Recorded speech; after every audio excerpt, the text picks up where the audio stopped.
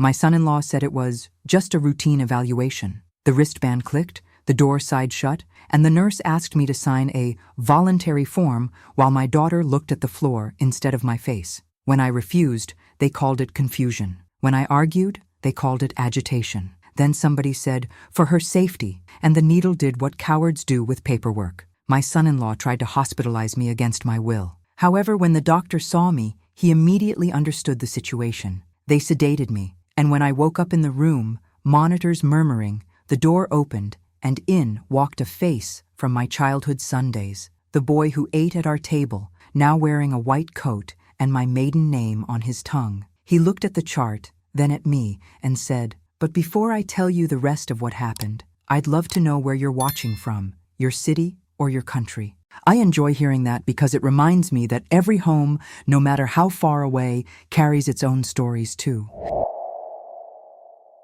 The first thing he said was my maiden name, softly, like a password he hadn't forgotten. Ruth Hart. He stood in the doorway with a chart and a pen, eyes steady, face older but familiar in the way kindness ages, without apology. "Marcus Ellison," I answered, half question, half relief. The boy who used to mow our crooked lawn had grown into a man whose signature could stop a needle. He glanced at the plastic bracelet that had tried to claim me, and then at the way I sat, upright and furious in a quiet key. "They told me you were combative," he said. "All I hear is grammar." He kept the door mostly closed and the voice low. "You're listed as a voluntary evaluation," he said, "but I see a PRN sedative given in triage." He tapped the line with the pen. "If you refused and were medicated anyway, that's not consent, Ruth. That's convenience with paperwork." My mouth was dry, and still I managed the sentence that mattered. My son-in-law needed me quiet, not cared for. Marcus nodded once, not in sympathy but in agreement, which is the more serious currency here. He handed me water. "Tell me your beginning, not theirs." I told him, the sweater I shrank, the sermon Evan preached about liability, the van with a name that called itself Care, the receptionist who smiled like I was a form, not a person. I told him how my daughter, Hannah, stood with her coat on like a comma in the wrong place. "And triage?" he asked. I asked what drug and whose order, I said. "They said family wants you calm." He didn't flinch. "Family is not a prescriber." He checked my pupils, clicked off the light, and set the pen down, the way good men set sharp things down when a woman is already bleeding. "No more sedatives," he said. "Not without my signature and your assent." A nurse arrived with a tray and a tone. "For agitation," she announced. Marcus didn't raise his voice. "Unordered, discontinued, thank you." The tray left. Air returned. He sat, visitor chair pulled close like a friend but posture professional as grammar. "If intake says you were voluntary," he said, "we should be able to watch you being voluntary." He ordered the lobby footage and requested the intake log. "Time is my favorite witness," he added, and I loved him a little for saying the sentence I have been living by since men decided women my age are clocks that lie. Hannah slipped in, eyes red at the edges, coat still on. "Mom," she whispered, "I wanted this to be simple." Marcus greeted her with the respect people save for names they learned before they learned billing codes. "I'll review the video," he said. "You two talk." When he left, Hannah chose the apology that fit in her mouth. "He said evaluation," she murmured. "He said routine." I looked at the bracelet. "He said safety," I replied. "He meant control." She sat. "You did forget the appointment," she offered gently. "I also rescheduled it," I said. Confusion visited. It did not move in. The resident came for labs and called me Ms. Hart without being coached. I thanked her for the grammar, and she didn't know why it mattered, which is sometimes the same as kindness. When she left, my phone buzzed with a message from my brother Ben. "Tell me when to be loud." I put the phone face down and chose a smaller volume. Plan. Marcus returned with printouts. "The video shows you saying no," he said, as in a complete sentence. "The sedative was given 9 minutes before your signature. Triage notes mention assisted signature due to tremor. There's no tremor in your chart." Hannah's hand went to her mouth and stayed there, as if holding the word sorry in place. "If truth makes you dizzy, sit. It won't stop being the floor because you dislike where it is." Marcus asked permission to add a note to my file. Any future voluntary admission must include my unmedicated signature and attending verification of capacity. "It's not a fortress," he said. "It's a fence. Make it taller," I said, and he smiled with half his face. He wanted to speak to Evan. I wanted him to too, because men like Evan treat the same sentence differently when another man says it out loud. Marcus left with the chart under his arm like a flag he intended to plant only where it belonged. I breathed and tried not to apologize to the air for taking it up. He came back carrying calm. Mr. Hensley believes sedation equals safety, he said. I explained law equals safety. From the hallway, Billing called my name. I repeated my address in a tone that nailed my house back to me. My brother arrived with a sandwich and a battery pack like a paramedic of ordinary needs. "What's the statute?" he asked Marcus, who quoted it by number as if the law were a psalm he had rehearsed for this very choir. "Good," Ben said. "I like psalms with teeth. Administration wanted a meeting. I didn't have to go. I went anyway. The carpet had opinions about coffee. The tie tried to apologize for the man wearing it. We followed protocol," the administrator said, which people say when they need their capes to hide bruises. Marcus corrected with no drama. "Protocol does not authorize sedation before consent." The note-taker blinked slowly, the way people blink when their pen is asked to write something it would rather not remember. "We'll review training," the tie promised. "Preserve the video," I said. "Done," Marcus answered. The word done, when it arrives in the right mouth, can be a kind of small justice. Back in my room, the scissors snipped the bracelet. A sound so minor did the work of a parade. Discharge, pending normal labs. Marcus wrote the line that would be my favorite for months. No delirium, patient-oriented and capable. He added, by hand, the dignity I refuse to live without. Spoke with patient using the full name she prefers. Hannah glanced at the sentence and seemed to stand up straighter inside herself. "We'll go home," she said. "You'll drive," I corrected. "I will go home." There is a difference between transport and decision. Women my age are forced to teach it with examples. Evan waited in the lobby with his pockets full of arguments. "This isn't safe," he announced to the hallway, as if the walls had a vote. "You're making a mistake." I don't enjoy correcting men in public, but sometimes sunlight is the only sterile field left. "I'm making a record," I said. He tried the word liability again. I offered him the word consent. He tried the phrase best interest. I handed him the sentence adult woman with capacity. Marcus stood where doctors stand when they won't be theatrically brave but will absolutely be useful. The elevator opened. We left. Outside, the day had the nerve to be beautiful. At the curb, Marcus gave me a card with a number he wrote himself. "Medical questions only," he said. "For legal, I'll help you find someone who enjoys that room." "I enjoy rooms with clocks," I said. "They make time behave." He laughed like a man who still remembers lemon bars, then went back to the floor where he uses pens to keep people honest. Hannah drove. Ben rode shotgun with the sandwich, which was half gone and entirely necessary. At home, I put the discharge papers on the table and smoothed them with my palm, a gesture that felt religious. "Now what?" Hannah asked from the doorway, coat finally off, voice smaller than her age. "Now we respect nouns," I said. "House, mother, consent. Then we collect verbs. Request, preserve, file." Ben called our mother's old bank and asked careful hypotheticals about consultancies between certain LLCs and certain facilities. The manager said letters require letters. We promised to write them. Some doors are bureaucratic on purpose. Bring a pen, not a battering ram. I wrote a timeline while the kettle sang. Times anchored by ordinary markers. The neighbor's dog, the radio score, the shadow of the maple at my driveway. Women like me learn to date our lives with proof because the day we stop, someone claims it for us with a sentence that doesn't fit. Hannah read my list and added two that hurt. When I did not speak and when I believed he meant it. She cried without performance. It was the most adult thing she had done in weeks. "I'm sorry," she said. "I believed his urgency." "Urgency is not evidence," I said, pouring tea. "It is merely volume with an alibi." Evening tried to settle. I refused to let it do so cheaply. I called the clinic's records office and requested the full intake, the MAR, and the preservation confirmation. "For my file," I said. "For our training," the woman replied carefully, which is a sentence I will allow if the work follows. Ben scanned everything into a folder he titled Ruth, Capacity, Q1. "You'll need Q2, Q3, and Q4, he said. "Life is seasonal, and so is proof." Hannah set a plate on the table and then hovered,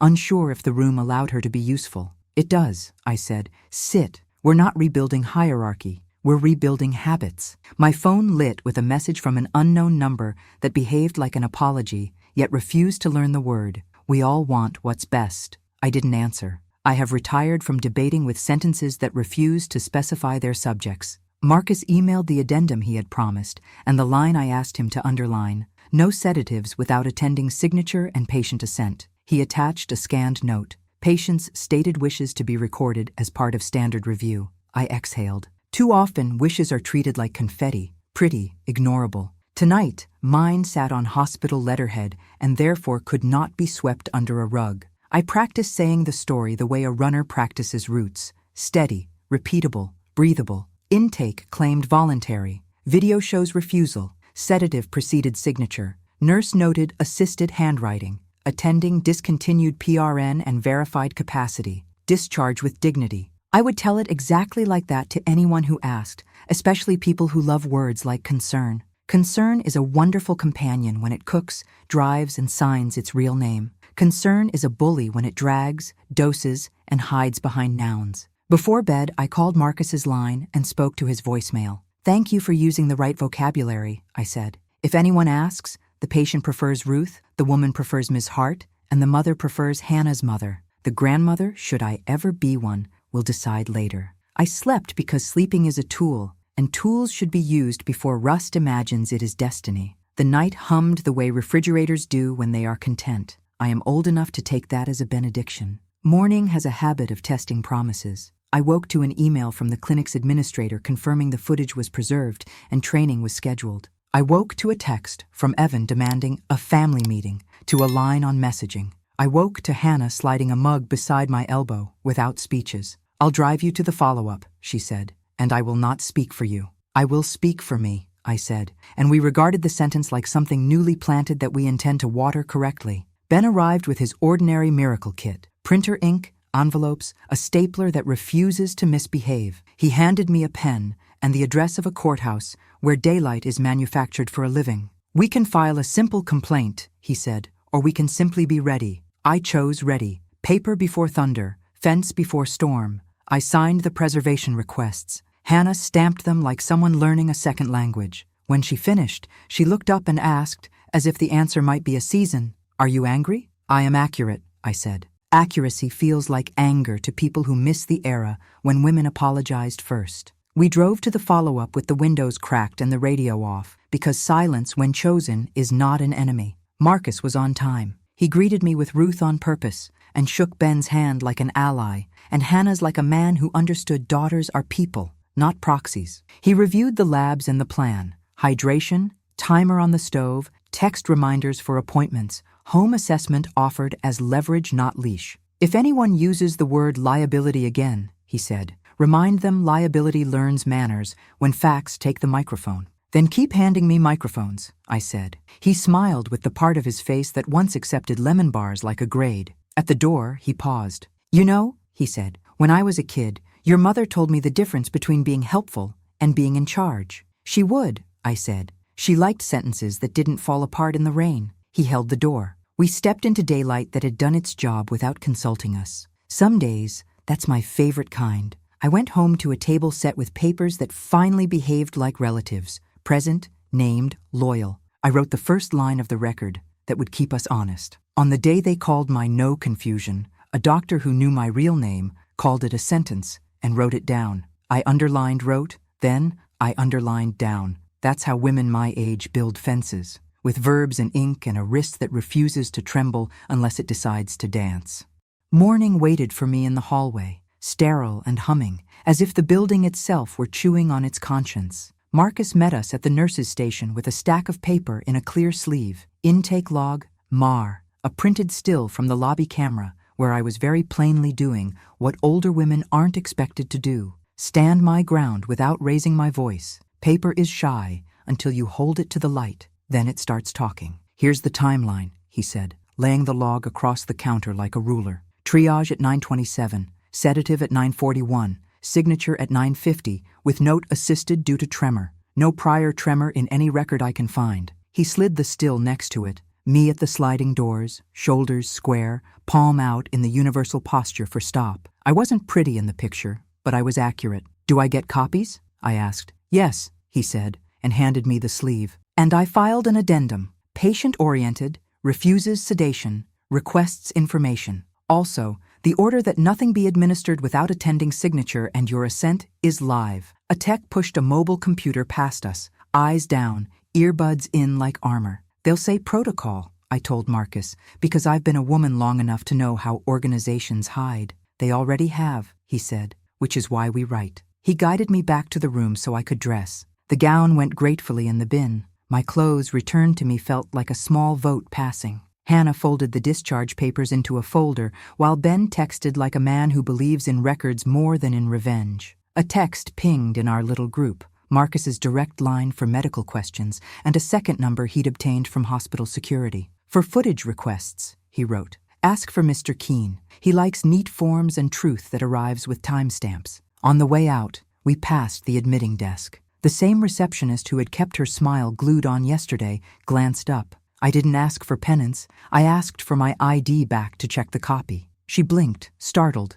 then handed it over. The copier had captured a shadow across the lower half, like a weather system drifting across my name. Make a clean copy, I said gently. Names deserve good light. She nodded without rolling her eyes. There is progress you can measure in where a person looks while you're speaking. Outside, the sky had the particular blue of a day that hasn't picked a fight yet. Hannah drove us to my house. Ben followed in his old hatchback, honking once in the language of brothers who have learned subtlety as a second tongue. We carried the hospital out in a folder and left the rest where it belonged, behind automatic doors that open for anyone with a pass and a voice. At my dining table, which is where my best decisions live, we spread the documents out like place settings. Log, MAR, still image.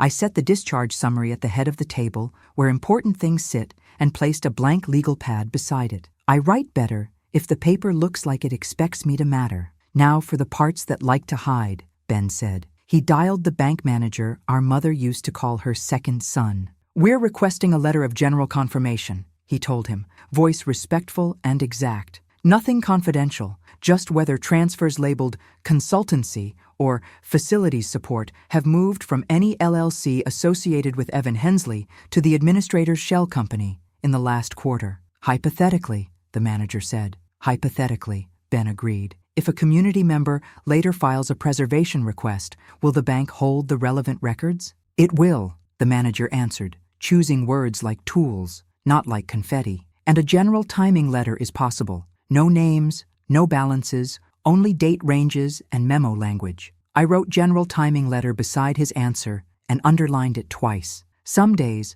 underlining is the only sermon you need. While Ben handled banks, I typed an email to hospital security using the name Marcus had given me. Good afternoon, Mr. Keene. I'm writing to request preservation and a viewer copy of lobby camera footage from date time range. The footage shows a patient at the sliding doors declining voluntary admission. Attending physician has filed an addendum noting refusal. This request is for personal records and any lawful review. I attached a photo of my driver's license that did not have a weather system across it. I copied Marcus and, yes, the administrator with the apologetic tie. Administrators behave better when there are witnesses who can count. Hannah hovered, her hands restless. What can I do? She asked. Call the clinic and ask for the consent policy in writing, I said. When policy arrives in a PDF, it stops acting like gossip. She nodded, relieved to have a verb she could perform that was not apology. By noon, a reply from Mr. Keene. Footage preserved.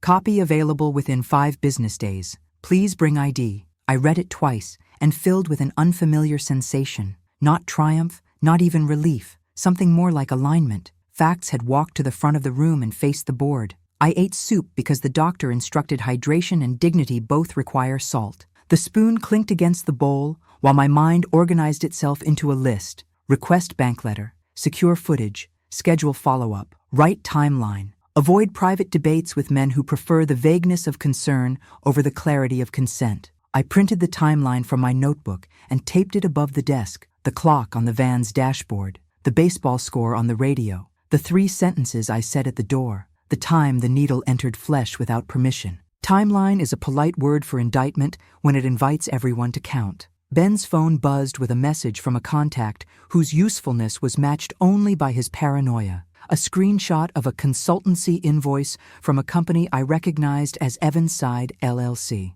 The invoice billed intake optimization to an entity that shared an address with the clinic administrator's cousin. It could be unrelated, Ben warned. because we are the kind of people who don't eat until we bless. But the memo line reads, throughput. Who bills a hospital for throughput if not someone selling speed at the expense of consent? Forward it to me, I said, and to my printer. Paper likes friends. Give it one. Then Hannah returned from the clinic with a PDF of the consent policy, a document that looked like it had been edited by people who love words and fear clarity. Voluntary admission requires the patient's informed and unmedicated signature, one sentence read, and at the bottom, a clause. In urgent cases, staff may secure patient cooperation using PRN medications per physician order. The danger sits in the word cooperation. I circled it and wrote not a synonym for consent. Evan texted Hannah demanding a family meeting at his office with our attorney present. She showed me the message without comment. Not today,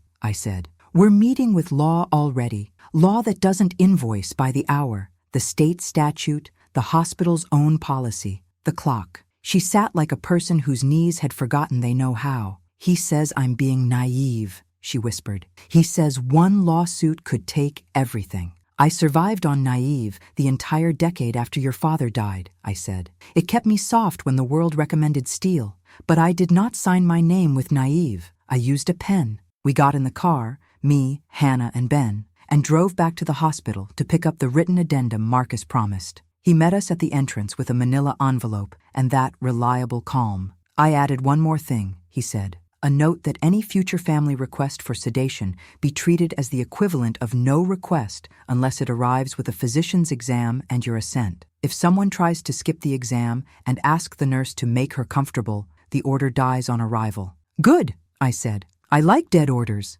The phrase delighted me more than it should have. We walked with him to the cafe near the lobby so I could buy the kind of coffee that tastes like a decision. Marcus stirred his tea and said, "You need a second layer, Ruth. If you decide to escalate, your evidence should have 3 legs: document, money, and voice." I have document, I said, tapping the envelope. Money is budding. I looked at Ben, who nodded toward his phone. And voice? People talk when they believe their volume is a shield, Marcus said. But they talk more carefully when they know the sentences will be read in daylight. If the administrator and your son-in-law discuss throughput again, they should do it near a microphone that belongs to accountability. Ben reached into his jacket and produced an ordinary pen that wasn't ordinary. Records memos, he said. And when lawful, rooms. He placed it on the table with reverence. For meetings where I am invited, and for rooms that hang signs saying, public. We don't sneak, we document. I picked up the pen. It felt like any tool I've used 1,000 times. That was the point. We're hosting a follow-up meeting with the clinic about their training, Marcus said. It will be in a conference room with the door open. You're allowed to record an open meeting in this state. Invite Evan. Invite the administrator. If they choose volume over candor, the room can listen too. The next part of a plan is always the part people want to skip, the boring invitations. I do my best work with envelopes. Back home, we composed courteous emails. Dear Mr. Finch, Administrator, following my discharge, I welcome the chance to hear about your training updates regarding voluntary consent. I'll attend with my daughter and brother. Dr. Ellison will join us briefly. I also invited my son-in-law, who accompanied me at intake, so he can hear the policy directly. We hope for a constructive conversation. We'll bring questions and a calendar. Sincerely, Ruth Hart. I pressed send, then addressed a second email to Evan. Marcus is offering explanation, not argument. Please come if you intend to listen. He wrote back instantly. This is unnecessary. We already lost time. We'll do this my way with counsel. I typed slowly, clinics are not your property, neither am I. He responded with silence, which made the room less noisy. Hannah hovered again. What if he doesn't show? She asked. Then he forfeits the room, I said. Rooms matter. Mr. Finch confirmed for the next afternoon. Marcus told me he'd carve 20 minutes from his schedule and bring copies of the policy with the clause highlighted. Ben charged the pen, and I wrote 3 questions on a card, because paper calms me when men intend to be loud. Who ordered the sedative and when? How do you define cooperation? How will you train intake on the difference between agitation and objection? Sleep came, but not generously. I caught myself rehearsing in the dark, as if judges were hiding behind my curtains. I woke with the kind of clarity that only arrives after a night spent arguing with furniture. We dressed in adult clothes, the kind you wear to PTA meetings and funerals, and drove to the clinic. The conference room was smaller than I expected, and that helped.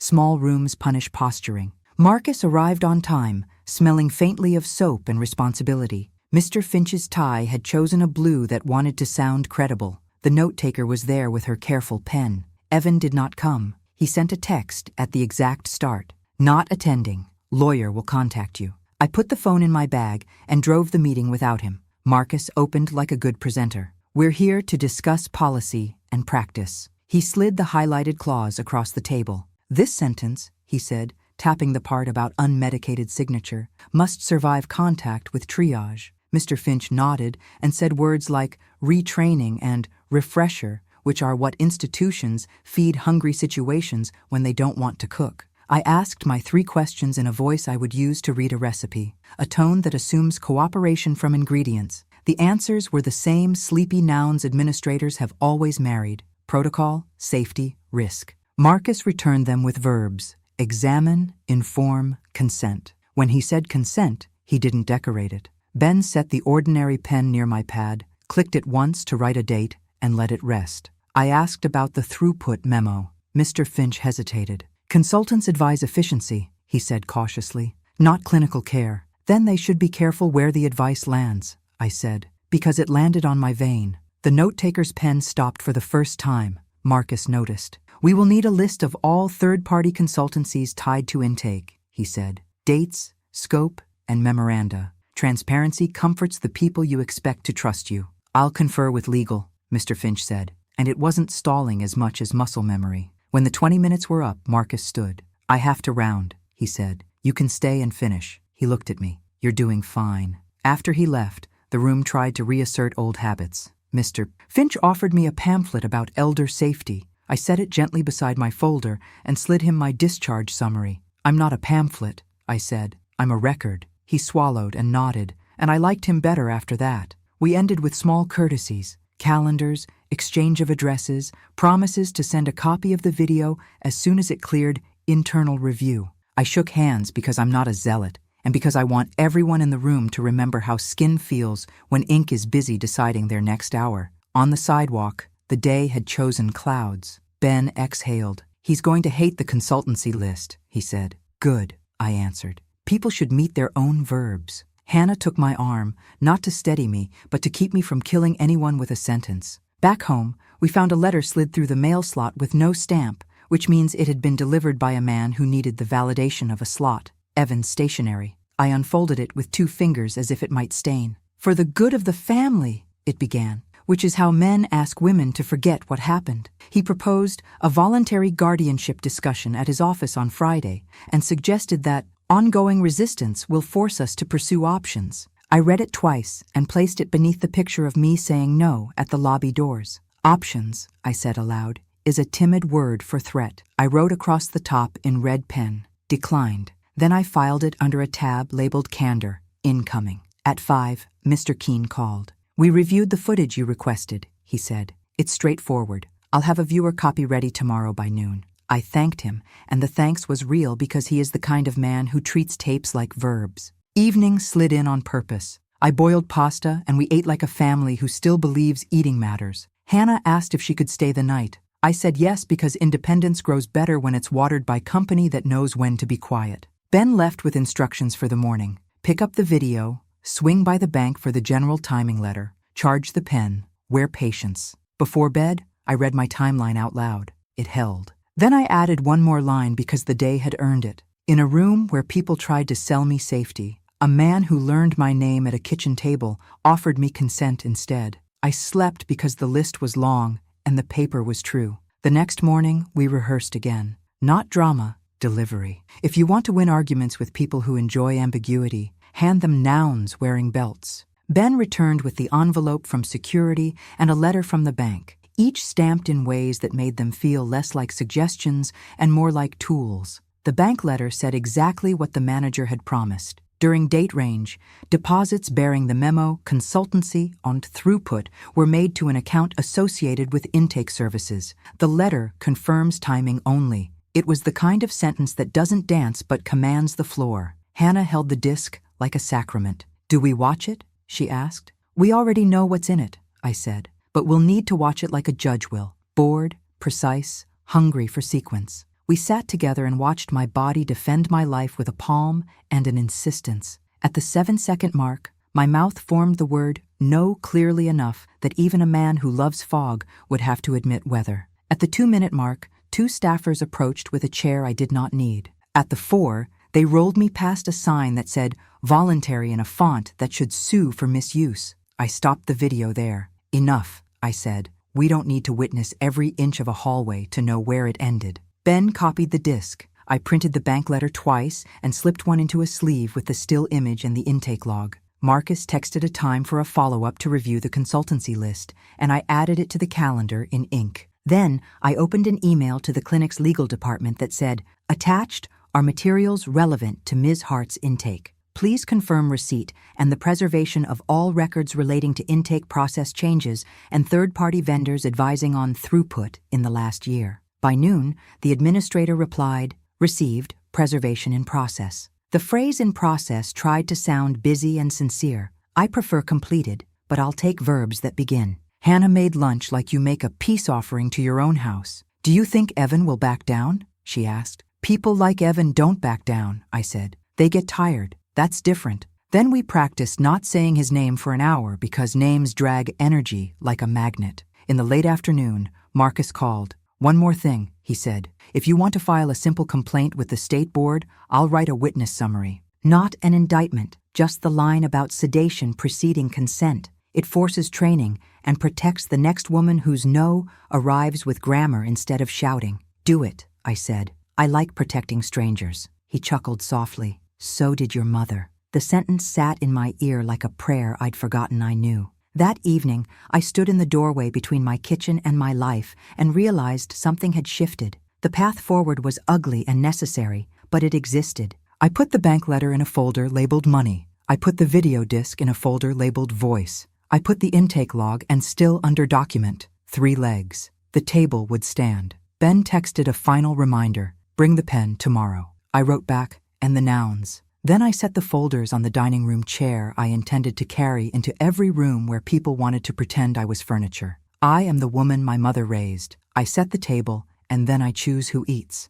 By morning, the folders had become furniture, Document, Money, Voice, 3 legs of a table that refused to wobble. I brewed coffee strong enough to keep a promise and phoned Marcus. He picked up on the second ring with that steady breath people use when they choose their words before their volume. "Ruth, I've got 20 minutes before rounds," he said. "What do you need?" "2 things," I answered. "Your witness summary about the sedative preceding the signature, and a quick check on whether the clinic's consultants have hospital badges or only invoices." "Witness summary will be in your inbox by noon," he said. "As for badges, none. Outsiders with advice, not oversight." "Good," I said. "Advice without oversight leaves fingerprints even when it thinks it's wearing gloves." He chuckled, then grew practical. "If you're walking this forward, walk it on 3 paths: internal correction, state complaint, and personal boundary. Internal is underway. I'll sign the summary for the complaint. And boundary. I'm drafting a notice to my family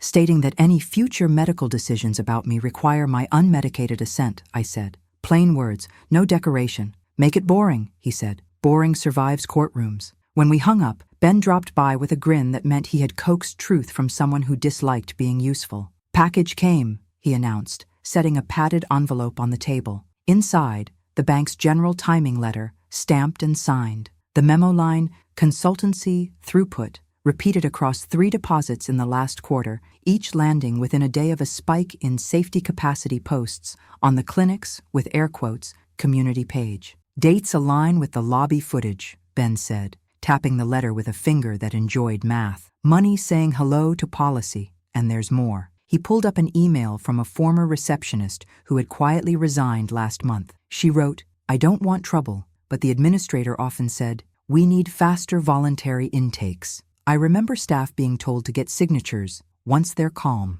Calm came in a syringe. I breathed through my teeth, the way people do when they'd rather not throw furniture. "She'll speak if asked," I said. "She will if she can do it on paper," Ben said. "She has a new job. She doesn't want to be a headline. She'll be a footnote," I said. "The headline is consent." Hannah arrived after a night at our house that looked like a lesson in repair. She had emptied the dishwasher, taken out the trash, and left a sticky note on the stove reminding me where the timer lives. She stood in the doorway with a kind of humble bravery. I tried not to reward too quickly. "Ready?" she asked. "For accuracy," I said. We drove to the hospital to pick up the lobby footage disc. Mr. Keene at security greeted us as if he'd been holding a chair for us. "Viewer copy," he said, sliding the sleeve across the counter. "Preservation notice filed. Chain of custody documented. You didn't ask, but I sleep better when I say it out loud." "Men who sleep after they say the right thing are my favorite kind," I replied. He smiled with the corners of his eyes, the real sort of smile, not the customer service mask that breaks at the hinge. Back home, we watched the video once through, without commentary. The camera looked down like a parent who'd learned the trick of not intervening too soon. There I was at the sliding doors, palm out, mouth forming no, with enough diction to make an elocution teacher proud. 2 staffers approached. One carried a clipboard, one a polite tone. Evan leaned on the counter with the proprietary posture men adopt when they think payment confers command. The timestamp marched. 9:27, 9:34, 9:41. The moment a nurse withdrew a syringe cap. 9 minutes later, a hand guided mine to the bottom of a page I couldn't read. The chair rolled. The doors closed. It wasn't dramatic. It was simply clear. "We'll cut clips," Ben said. 10 seconds with the palm. 10 seconds with the syringe. 10 seconds with the guided hand. He wrote the times on a sticky note. The modern sacrament. "Keep the sound off," I said. "Let silence do the talking." Hannah's phone buzzed. "Evan." She didn't answer. His message read, "I expect you at my office at 4. Bring your mother." The word expect never sounded so much like a loss of jurisdiction. "Reply if you must," I said, "but use the sentence I taught you." She typed, thumbs steady, "We will not attend. Any further communication should be in writing to Ruth." She showed me the screen. "Good," I said. "The future deserves witnesses." At noon, Marcus's witness summary arrived. It was short and devastating. Timeline review indicates sedative administered prior to patient signature. Patient-oriented. No criteria for emergency involuntary hold documented. Note of assisted signature due to tremor, inconsistent with history. Recommendation: staff retraining on consent. Cease family-initiated PRN requests without physician exam and patient assent. He signed with the kind of pen doctors inherit from the idea of oath. I printed 3 copies and slid one into each folder. Document, money, voice. The table looked complete enough to host a meal. "Next step?" Ben asked. "A meeting where they'll try to sand the edges," I said. "We attend, we don't raise our voices, and we leave with verbs." I had already scheduled the internal meeting with administration and policy. Now, we needed the conversation that would capture the sentence, "Men avoid saying to a woman like me, we were wrong." The conference room turned out to be the same one with the board carpet. Mr. Finch came without the apologetic tie. Perhaps he had read the part of himself that needed less theater. The note-taker appeared with 2 pens. Marcus was 10 minutes late because lives don't arrange themselves around meetings, even when meetings pretend otherwise. He arrived with a stack of training materials and a quiet apology for breathing. "Thank you for coming," I said to the room, "because I am from a generation that says thank you as punctuation, not as surrender. I'll be brief. Consent cannot follow sedation. Voluntary cannot follow restraint. And family is not a prescriber. Your policy says these things plainly. Your practice did not." Mr. Finch pressed his lips together into a line that wished it was a raft. "We are implementing a refresher on voluntary admission," he said.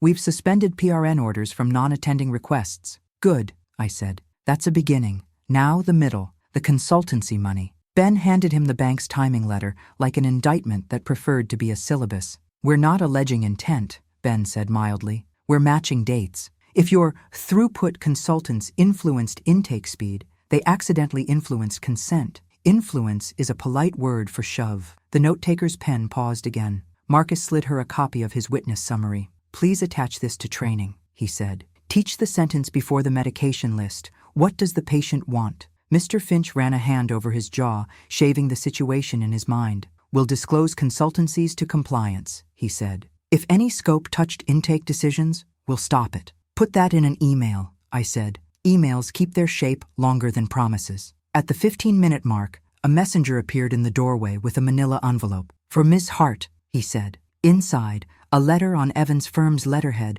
all serif and certainty. It warned of defamation and interference with medical care if I continued to disparage family decisions. It cited my declining faculties and recommended immediate guardianship discussions. I held it between two fingers, like something I didn't want to stain my new blouse. "Read this?" I asked Marcus. He skimmed, then looked up, calm as a fence post. "It's posturing," he said. "Guardianship requires evidence of incapacity. You're overhydrated and oriented, which is frankly more than I can say for whoever drafted this. Mr. Finch pushed his chair back an inch, suddenly eager to demonstrate distance. I slid the letter into a plastic sleeve and labeled it Attempts Intimidation. "We collect, not overreact," I said to Hannah, who had gone white at the edges. She nodded. I could see her breathing with her hands. When we left the room, Marcus walked with us to the elevator. "Want my lawyer friend's number?" he asked. "Give me yours," I said. "You already write better sentences." He laughed. "Fair." Then he added, softer, "You okay?" "I am accurate," I said. "Anger comes later if accuracy is ignored." At home, the mail had the decency to arrive on time. In it, the former receptionist's notarized statement, short and clean, recounting 2 specific days she had seen nurses told to obtain signatures, once calm, after PRN support. She refused adjectives. I kissed the notary seal with my eyes. We watched the lobby clips a second time that afternoon, but this time the audience consisted of me, a cup of tea, and the habit of not exaggerating. The palm, the syringe, the guided hand. 3 simple scenes. I didn't need narration. My body had done that work with the clarity of a woman who has become tired of being misquoted. Ben arrived at dusk with the kind of grin men bring home when they have found a leak in a boat and plugged it with paperwork. "It friend traced the metadata on the clinic's safety capacity posts," he said. 2 originate from the administrator's cousin's office, 3 from Evan's firm. He lifted his palms to the lamp.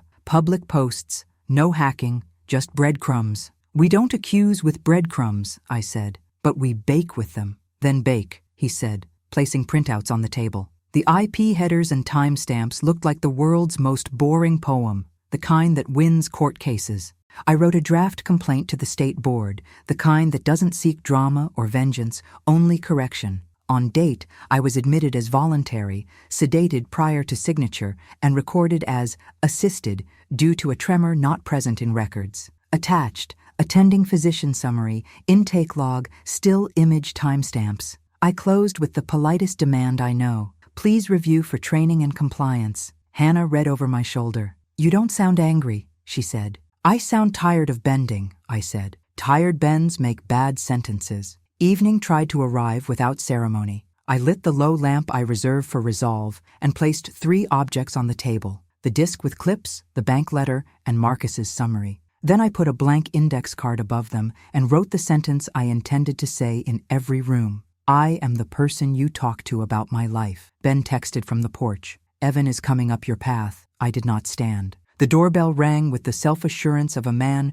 who believes doorbells belong to him. Hannah reached for the knob. "Let him knock twice," I said. "Sometimes dignity wears petty like perfume. You catch it, then wash it off." She opened the door. Evan stepped in, crisp and certain, carrying a folder like a warrant. "We need to end this," he said. "You're going to get us sued." "Us?" I asked. "Who are you in this sentence?" "Family," he said. "The ones who keep you safe." "The ones who keep me safe use my name," I answered. "And the word consent." He put the folder on my table as if it had earned that place. "Power of attorney," he said. "Let's be adults." "Adults read," I said. "Read your way through this first." I pressed play on the 10-second clip of my palm and hit mute. The room filled with the sound of a machine being honest. He shifted his weight. I pressed play on the syringe clip. He frowned. I pressed play on the guided hand. He looked at Hannah for rescue and found only her new spine. "Out of context," he said. "You don't know what the staff dealt with." "I know what the staff wrote," I said, handing him Marcus's summary. "I know what your friend the administrator's cousin billed, and I know what the state calls consent." He tried to push volume into the silence. "I was protecting the family." "You were protecting your comfort," I said evenly. "They are not the same noun." He stared at the bank letter, then at me. "You made this ugly," he said. "This could have been handled quietly." "It was," I said. "You used quiet as a tool. You asked for sedation and called it concern. I'm using quiet as a boundary. I'm asking for paper and calling it truth." He put both hands on the table, leaned in, and lowered his voice to a legal whisper. "If you file anything public, I will burn down every relationship you have." "You already tried," I said. "It didn't take." Ben stepped into the room then, and placed a glass of water on the table like a bouncer who prefers hydration to violence. "Leave," Ben told him. Evan gathered his folder, certainty dented. At the door, he turned as if the last word were a door prize. "You'll regret this," he said. "I regret sweaters," I said, "not boundaries." He left, and the air recovered. Hannah stood still for a long time, and then let out a laugh that wasn't happy, but was definitely free. "You didn't yell," she said. "I underlined," I answered. "We sealed the complaint envelope to the state board just before 10. Hannah wrote the return address slowly, the way penmanship teachers used to insist when they wanted to make adults out of children. We stacked the folders on the dining chair nearest the door for tomorrow's errands and turned off the lamp. In bed, my hands found the soft ache left by the bracelet. I pressed my thumb to the tender place until the pulse steadied. I thought of Marcus as a boy, tripping over our garden hose, my mother handing him lemon bars wrapped in wax paper, telling him, "Measure twice, cut once." He had grown up to do exactly that, and today I had too. The house fell into the right kind of quiet. Not sedation quiet, consent quiet. I slept with the uncomplicated arrogance of a woman whose nouns had been restored to her.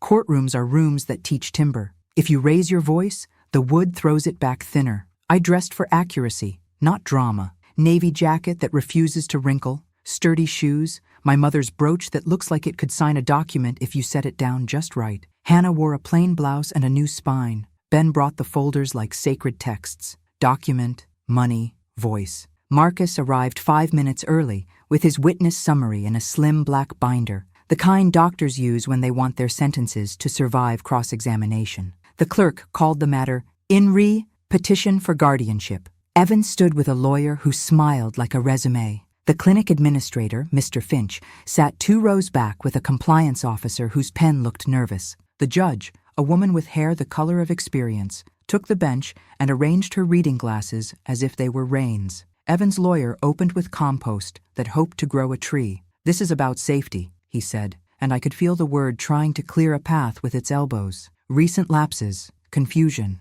a risk to herself. The family seeks temporary guardianship to ensure care." He gestured gently toward me without pointing, a trick lawyers learn in the first week of theater. "We are not adversarial. We are prudent." The judge turned to me. "Ms. Hart," she said, testing the name to see if it fit. "You are present with counsel?" "I'm present with paper," I said, "and with Dr. Ellison." Marcus inclined his head. The judge didn't smile. She didn't need to. Evan's lawyer called Hannah, expecting an easy chorus. She walked to the stand and, after the oath, did the opposite of what rehearsed women are trained to do. She told the version that did not flatter her. "I accompanied my husband during intake," she said, voice steady. "I believed evaluation meant care. I witnessed my mother refuse sedation. I witnessed staff proceed. I was wrong to agree with anyone who called her objection confusion." The lawyer's friendly look grew teeth. "You've been influenced since discharge, haven't you? By your mother's brother, by this doctor." "I've been influenced by the timeline," she said, "and by a video." She turned to the judge. "I withdraw my support for guardianship." On the other side of the aisle, Evan stiffened. The lawyer asked for a brief pause to take the temperature of his client. The judge refused, which is my favorite kind of justice, punctual. "Ms. Hart," the judge said to me, "are you prepared to speak?" "I am," I said. I approached with Ben at my shoulder and placed the 3 folders on the rail. "I have 3 proofs, Your Honor," I said, keeping my tone as low as the room demanded. "Document, money, voice." "Start with document," she said. Ben handed up the intake log, the still image from the lobby camera, the MR, and Marcus's witness summary. The judge read quickly, eyes moving like someone who actually teaches the law to its own students. "Sedative at 9:41, she said. "Signature at 9:50. Note of assisted due to tremor not found elsewhere." She looked at Marcus. "Doctor?" He rose, calm as a fence post. I reviewed the chart, examined Ms.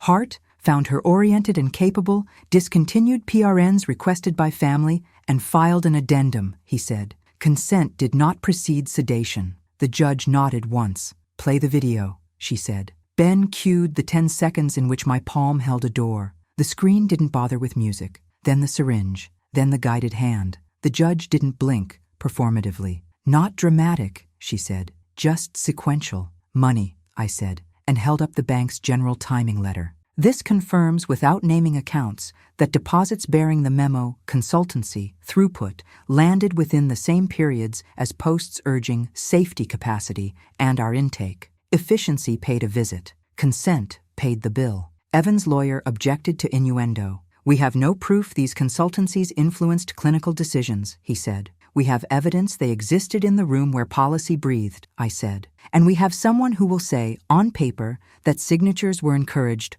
once calm. Calm is not a synonym for consent. I handed up the notarized statement from the former receptionist. The judge read, then looked over her glasses at Mr. Finch. Administrator, she said, you will address training after counsel finishes pretending this is about casseroles. A cough in the gallery became a laugh and then remembered where it sat. Evan's lawyer tried the softer path. We are here because Ms. Hart left a stovetop on, missed an appointment, and lives alone, he said. Her son-in-law acted in good faith. He seeks to protect. Good faith produces receipts, the judge said. I see receipts for the opposite. She turned to me again. Voice? 37 seconds, I said. Ben pressed play on the butt dial. 5 o'clock banner. Check on neighbors. Schedule the bloom after dinner. The wrong scandal, from the wrong block, in the wrong life. No, I corrected myself. That was the neighbor story. Here, in this case, we had something else. The pen meeting, the clinic cafe, throughput language,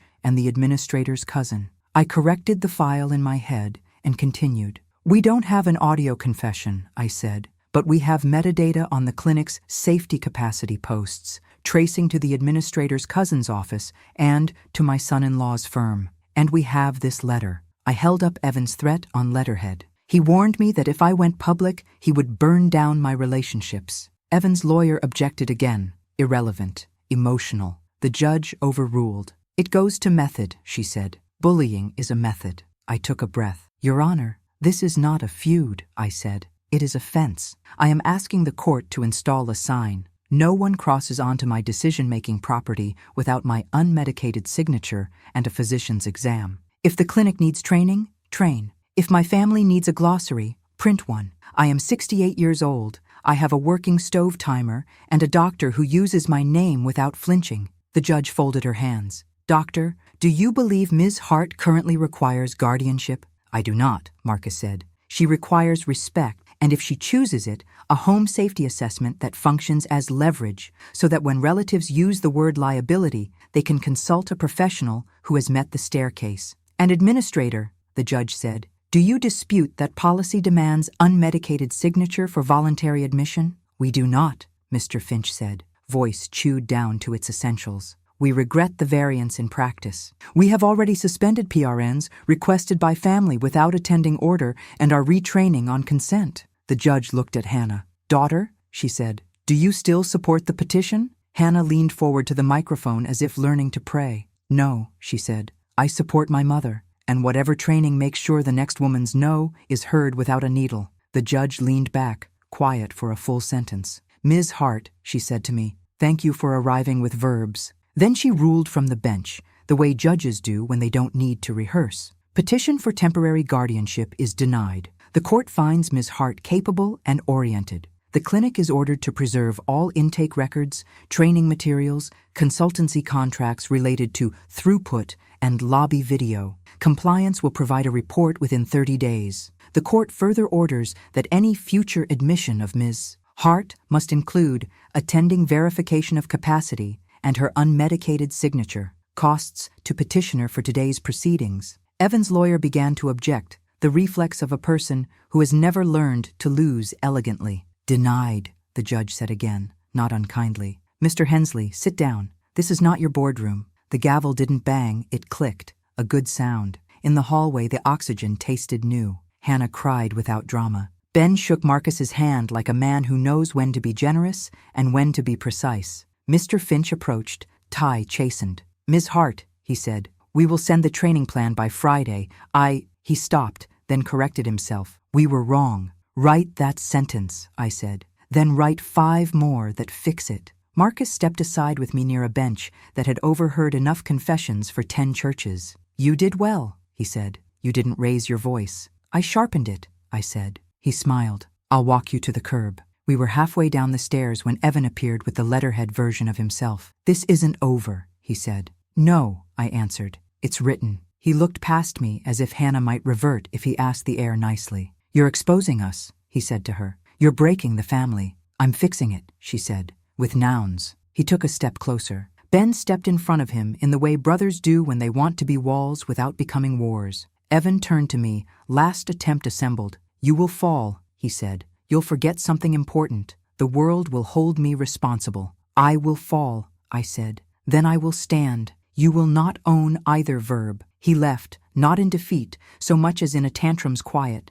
No sound, only the shape. Outside, the day had a light breeze that didn't plead with anyone. Marcus checked his pager. Rounds, he said. I'll send the witness summary to the board with your complaint. I sent mine this morning, I said. I used your sentence as a backbone. He nodded, then reached for my hand, not to claim it, but to shake it, a ceremony I cherished more than flowers. Your mother would approve, he said. She'd tell you to take a second slice of lemon bar, I answered. He laughed, then returned to the work of binding people to their bodies with correct vocabulary. We celebrated with soup at a diner that respects stainless steel. The waitress called me ma'am, in a tone that meant I was not her project. Hannah stared at the laminated menu and then at me. I'll pay, she said. Not because I fixed anything, because I'm joining the maintenance crew. That's all I'm hiring for, I said, and put away the money I had prepared out of habit. Back home, I placed the court order in the document folder, the bank letter in money, the video disc in voice,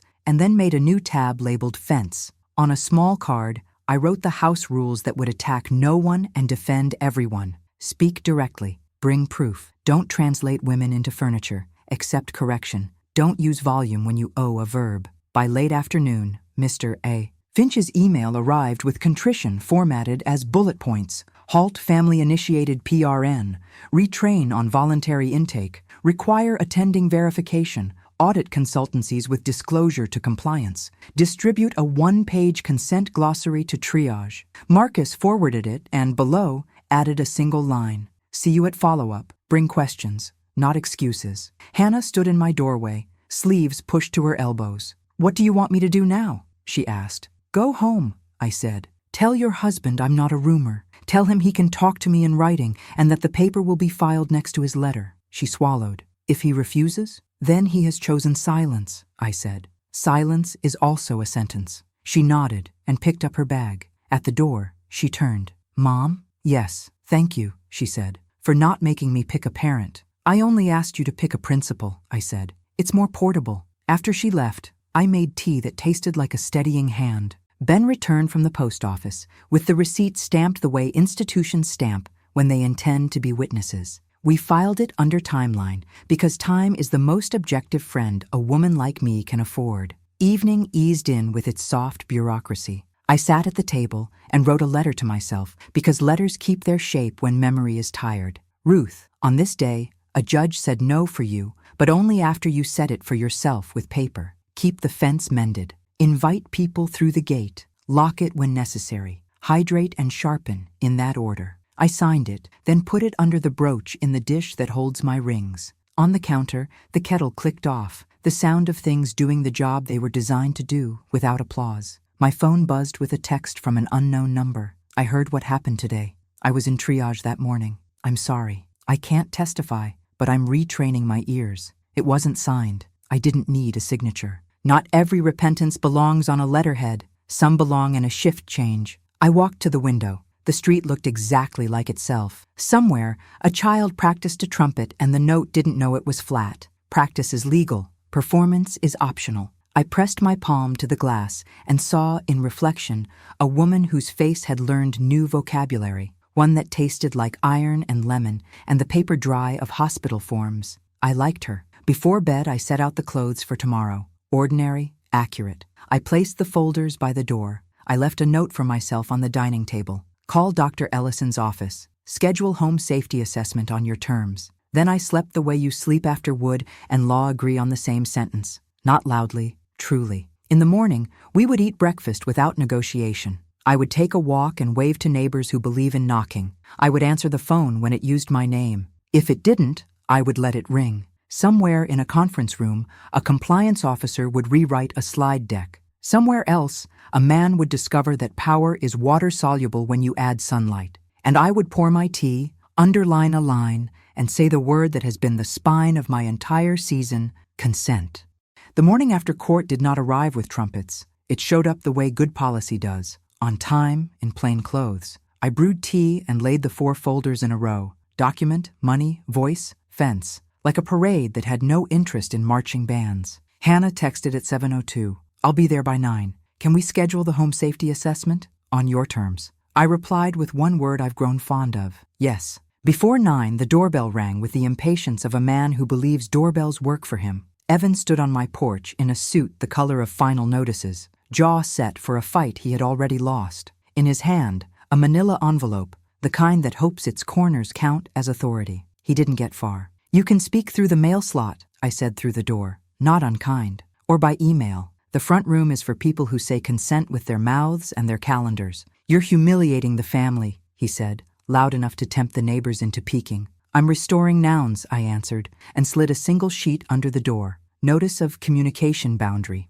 It stated, in boring font, that medical decisions about me required my unmedicated assent and that all family communications would be in writing. There was a line at the bottom where he could sign to acknowledge receipt. He didn't sign. He left, the envelope still in his hand. Some men cannot resist leaving with the wrong thing. At 9, Hannah arrived with blueberry muffins she bought instead of baked because adulthood is knowing what you can outsource. She put the box down like a peace offering and exhaled a month. I told him he doesn't speak for me, she said. He called me disloyal. Loyalty without truth is theater, I said. We've closed the show. We called Marcus's office and asked for the home safety assessment, not as a leash, but as leverage. The scheduler used a tone I trust, capable, unhurried. We can come tomorrow afternoon, she said. Nurse specialist plus occupational therapist. They'll bring a standard checklist and adapt to what you want addressed. Stairs, rugs, and the stove, I said. And a review of how I keep track of meds. They can leave their advice behind.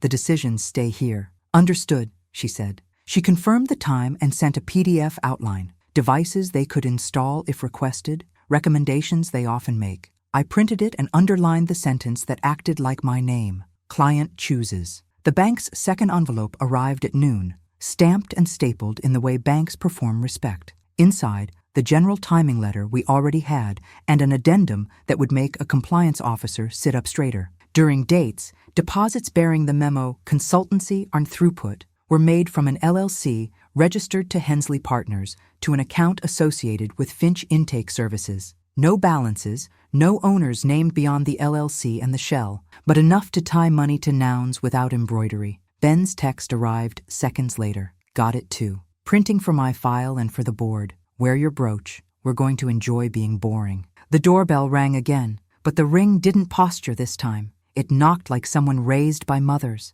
Mr. Finch stood there without a tie, holding a folder and humility with both hands. I'm here to deliver the training plan, he said, eyes even, and to apologize, not performatively. I stepped back. Then we keep the door open, I said, and he entered like a man who had finally learned to count without his fingers. We sat at the table where truth had learned to eat. He slid the plan across, bullet points that did not hide behind adjectives, halt family-initiated PRN, attending verification before voluntary, unmedicated signature only, intake scripting that includes consent questions first, disclosure of consultancies to compliance, and quarterly audits with an external reviewer. He had highlighted the sentences that needed to survive contact with triage. I spoke with Dr. Ellison, he said. He insisted we teach the sentence before the medication list. What does the patient want? We built around that. You will send this to the state board? I asked. Already did, he said. And our board of trustees. Compliance is not a room we visit. It's a room we pay rent on. Good, I said. Then sign the rent check. He did. The bottom of the plan. A signature that gave a date permission to matter. He stood to go, then paused. Ms. Hart, he added, not reaching for my hand. Just choosing nouns carefully. We were wrong. Write it down, I said. Then teach it. After he left, Hannah sat very still, as if movement might break the new glass between past and next. What happens to him? She asked, meaning Evan. Nothing fatal, I said, but consequences will graduate from theory. At 3, the clinic's legal team emailed the consultancy list. 5 contracts with Finch Intake Services, scope, workflow optimization, capacity management, and signature efficiency, each with a date that overlapped hospital policy updates no one had read. I forwarded the list to the board with a cover note that refused adjectives. Enclosed are requested documents demonstrating third-party advice intersecting with intake. I used the word intersecting because it behaves like math in a room where feelings thought they had tenure. Toward evening, the neighbor who rarely waves but always means well stopped by with mail the postman had misdelivered. "Saw you on the courthouse steps," she said gently. "You looked like a person who knows where their verbs live." "I keep them by the stove," I said. "So I remember to turn both off." She laughed, then grew serious. "If you need a ride to appointments, I'm third on your list. Not first, that's for family. Just third." People can be so useful when you stop letting one man narrate them. The next day, the assessment team arrived. Nora, a nurse with shoulders like patience, and Jay, an occupational therapist who looked at my staircase like he was assessing a colleague. Not a problem. They wore no condescension and practical shoes, which are the only credentials I accept from strangers who mean well. "Ground rules," I said. "I'll listen, I'll decide, and we will write. I do not sign anything I didn't read, and we will not call preference a deficit." "Copy," Nora said, smiling. "We're here to be boring. Boring keeps people standing." We walked the house in a slow circuit. Nora checked the throw rugs and recommended non-slip backing. Recommend, not require. Jay measured the tread depth and suggested one more rail on the back steps, not because I am incapable, but because railing is a polite offer in wood. In the kitchen, we talked timers.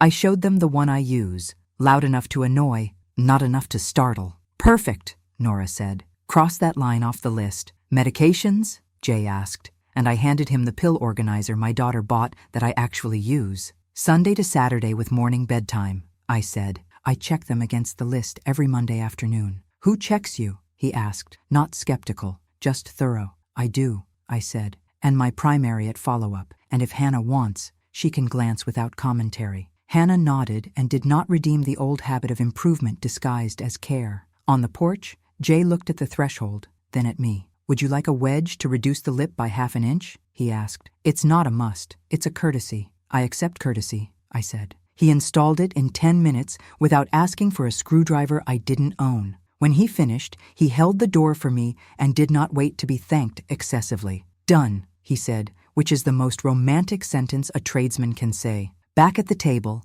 Nora wrote the assessment in words that refused to perform. Independent in ADLs, oriented, uses stove timer, medication organizer in use, non-slip backing recommended, second rail advised, threshold wedge installed, no cognitive concerns at this time. She signed, Jay signed, and then Nora wrote a line I wanted to frame. "Client understands and exercises consent." Hannah took a picture of that sentence and set it as her phone's lock screen, a consecration I didn't mock. At noon, Ben arrived with sandwiches and a rumor from the courthouse hallway that wasn't one. Evan's counsel had filed to withdraw from the guardianship matter, citing irreconcilable differences with client objectives. "Translation," Ben said, unwrapping turkey like good news. He didn't want to be the loudest person in a room with a judge who reads. He's not that kind of brave. "Few are," I said. "Reading is expensive." The state board replied in the afternoon. "Complaint received. Investigation opened. Facility notified of required training. Thank you for your documentation." Marcus forwarded a companion email, his witness summary attached to the complaint with a note, "Patient-oriented. Sedation preceding signature confirmed. Recommend statewide refresher." He had CC'd the administrator and someone at the state whose title began with deputy and ended with integrity. In a healthier world, integrity would not require deputies. In this world, I'm glad they draw salaries. Evan did not come home that night. Hannah texted, "He's at a hotel. Says he needs space to reassess." "Space doesn't improve a person's aim," I wrote back. "Practice does." She responded with a single ellipsis and then a sentence that grew up mid-typing. "I'm meeting a therapist tomorrow. My own, not his." I sent a heart because it is the only emoji that still means something when used by women who have memorized paperwork. The next morning, the doorbell rang at an hour that only people with printers love. A courier handed me an envelope. Compliance report, interim. Inside, a page that acted like a wand over bad habits. PRN family requests halted. Intake staff retrained. Consent script revised. 2 nurses re-educated. Consultant contract with Finch Intake Services. Suspended pending full review. The words suspended pending are not as pretty as terminated, but they are a bridge I can see across. I faxed, because some systems refuse to evolve, the report to the state board, and then called Mr. Finch. End the contract, I said. Teach the script. Send a letter to every intake nurse with the sentence in the header. He didn't argue. He thanked me, which is different from obeying me, and then he sent the letter. I know because he CC'd me, and my printer has started to call me by my first name. Midday brought a text from Marcus that read only, "Stairs look good, brooch looks better." He had clearly driven by after making rounds, the way men do when they think kindness should sneak. I texted back, "Bring lemon bars, the kind that remember Sundays." He replied with a thumbs up, one of the few thumb gestures I'll allow. When you have won a case in a room where wood listens, your life does not become a song. It becomes a list you keep without apology. I made 3 lists: continue, correct, cancel. Continue, hydration, timers, twice-monthly coffee with Hannah where the word consent is used in sentences that do not feel like court transcripts. Correct, a will update that names me until I say otherwise. A medical directive that writes my preferences without a chaperone. Cancel, the soft-spoken habit of letting other people choose my verbs. The phone rang. I didn't recognize the number. The voice was the receptionist who had resigned. "I gave the board my statement," she said, voice shaky. "I wanted you to know that the charge nurse apologized to us, privately, but still. She said we were trained wrong. You were trained to rush," I said. "Now you'll be trained to ask." She exhaled, the grateful kind. "Thank you for not yelling at me," she said. "Some days yelling is a hobby," I said. "I've given it up for paperwork." Toward evening the sky chose drama because the day hadn't. Rain started the way regrets do, soft, then decided. I made soup, the simplest kind, because celebration can be exhausting. Hannah came by with her hair damp and her face unperformed. "Therapy was useful," she said. "I said his name once and then left it on the floor." "Good," I said. "We'll step over it." She looked at the folders, then at me. "Do you want him to apologize?" she asked. "I want him to behave," I said. "Apology without behavior is a coupon with the wrong date." We ate, and then we did paperwork, the way domestic peace gets built, signature by signature, page by page. She read aloud the new home assessment line I liked and smiled like a student who finds her name in the answer key. Then she put her hand over mine. "If I slip," she said, "if I start performing concern instead of practicing it, tell me." "I will," I said, "and you will not call it humiliation when it is correction." She kissed my forehead and left for a house that had not yet learned its new gravity. I washed the dishes slowly. The rain performed competence on the roof. The next day, Marcus stopped by with lemon bars in a tin that had known better kitchens than mine. He didn't stay. He had patients whose verbs were much nearer the bone. But he stepped into the foyer and looked at the rail Jay had recommended and nodded like a man who had checked the map and found it unoffensive. "You built the fence," he said. "I posted a sign," I returned. "The fence was always here. My mother installed it with recipes and index cards." He laughed softly. "She taught me to keep score in dominoes," he said. "She said only cheaters prefer games without rules." We stood for a second facing sofas that had done too much listening. Then he cleared his throat. "The board may call you," he said. "Not to drag you through, but to honor the complaint and ask permission to anonymize your materials for training." I told them you like nouns. "Tell them to underline," I said. He left the tin and a promise to drop by again when boring is threatened, which is the kind of promise I find romantic. By week's end, the hospital posted a new sign at intake, large enough that even the worried could read it without leaning. "Voluntary admission requires your clear, unmedicated consent. You can ask questions. You can say no. No exclamation marks. Only black letters doing adult work." I went to see it because sometimes you have to meet your victories in person. The receptionist, with the formerly obedient smile, smiled without fear. "We had a staff huddle," she whispered. "They read your name aloud." She meant Ms. Hart, but I heard Ruth and decided to keep both. Evan did eventually send an email. It wasn't an apology. It was a statement of defeat, composed by a man who believes defeat should be elegant. "I will pause guardianship conversations while you stabilize. I continue to have concerns. We can revisit in 6 months." I did not respond. Silence is easier to file than sarcasm, and the file cabinet had earned a quiet afternoon. On Sunday, I went to church because my mother had taught me to bring my nouns to rooms where verbs have to be earned. The usher handed me a bulletin and called me by name without consulting his conscience. After the service, an older woman stopped me near the coat rack and took my hands. I heard, she said. What did you hear? I asked, because rumors deserve tests. That your doctor called you by your right name, and the court listened, she said. That's the version I'm keeping. I nodded. We are all editors when we are merciful. On the walk home, the air tasted like rain that had decided not to fall. I paused at my gate and looked across the street at the clinic's brick. It looked exactly the same and completely different, which is how buildings behave after you force them to learn a new sentence. Hannah met me on the path with a grocery bag full of unnecessary fruit. I keep buying citrus, she said, embarrassed. It feels like insurance against scurvy and bad choices. Lemon bars are proof that citrus is policy, I said. Come inside. We ate one each, then wrapped the rest like a strategy. The house felt steady. I did too. Not safe, steady. Safety can be a brand. Steadiness is a practice. That evening, I wrote 2 letters. One to the state board, granting permission to anonymize my case for training. A sentence at the end. Teach the question first. The second to myself, for the drawer with my brooch. If anyone tries to rename you, hand them a pen and require grammar. If they offer a needle, hand them a policy. If they raise their voice, lower yours and bring paper. And if they say, family, ask for a definition. I signed it with the old handwriting my mother once learned at a kitchen table full of flour. When the kettle clicked off, I realized the house had learned my new quiet. Not sedated, not fearful, chosen. I turned off the stove timer and smiled at the small sound, a domestic period at the end of a long sentence. Then I placed the folders back on the shelf, not as weapons but as relatives, and stood at the window to watch the street continue being a street. Somewhere a siren wailed and then did its job. Somewhere a judge reached for a glass of water and trusted her hands. Somewhere a woman half my age would walk through sliding doors and need a sign to stand up for her. And there, at intake, in black letters that don't beg, she would find it. For the first time in weeks, I slept before midnight. Not loudly, truly. And in the morning, I woke to a day that had been instructed how to behave.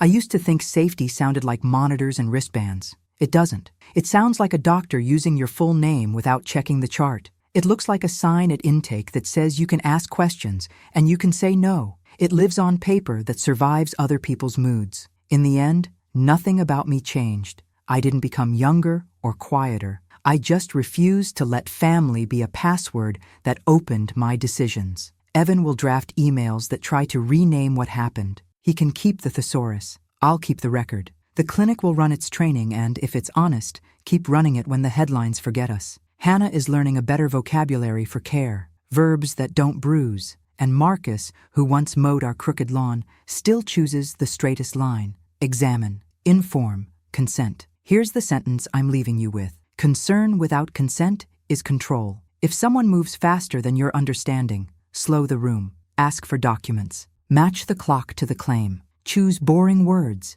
Assent, capacity, order. Because boring holds in court and at kitchen tables. You do not owe drama to anyone who skipped grammar. If this story found you on a day when your no is being translated into confusion, borrow my method and my calm. Put 3 legs under your table. Document, money, voice, and then sit in your own chair. The people who truly love you will pull theirs up beside you. The rest will learn to knock. Tell me in the comments where you're watching from and why you clicked this story, and if a piece of paper ever put your life back in your hands. Like and subscribe so these stories keep a home. Leave your city and country so I can picture your streetlight while I write the next one. Boundaries are not a wall, they're a map. Mine now has clear roads, fewer detours, and a sign at every gate. Consent lives here.